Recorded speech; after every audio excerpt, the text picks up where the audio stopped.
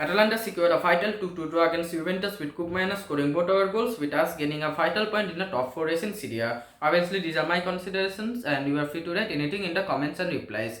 Obviously, we started the game with great enthusiasm, just like the sporting match in Wednesday, but in my opinion, in the first 20 to 30 minutes, we created next to zero chances, with Juventus getting set pieces after set pieces.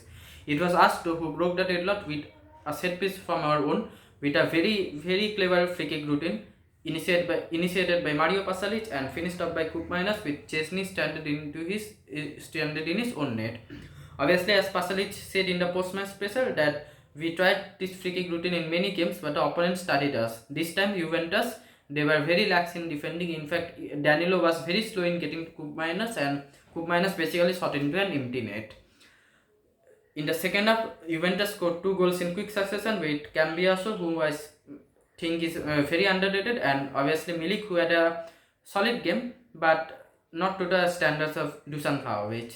But it still didn't deter us, as Jim City played an executive ball to Koopmeiners for who scored his second goal.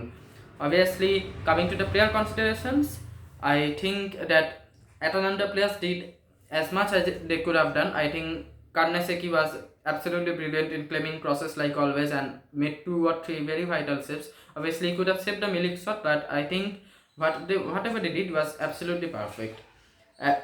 About Hien, obviously in the first half, Milik got the better of him a few times, but I think he recovered quite well as the match progressed, which is a very good sign, because as he was brought to Atalanta in January, he needed time to settle in, and I think he had enough time, and now it is time for him to show what he is capable of.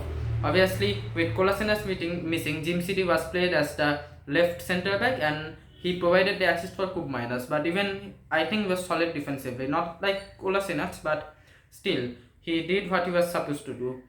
The negative markings will, I think, obviously go to the wing backs, with Zappacosta and Ruggeri on both sides failing to keep up with the lightning pace of Chiesa and Ling Jr.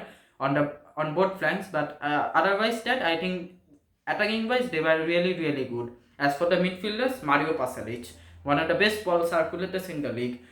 If there are Croatia fans or Croatian natives watching my video, I assure you that even after Modric will retire, you will have no problems, because Mario Pasalic is here to take over. Even Ederson, I think he's a great ball winning midfielder. He recovered many balls and did a very good job.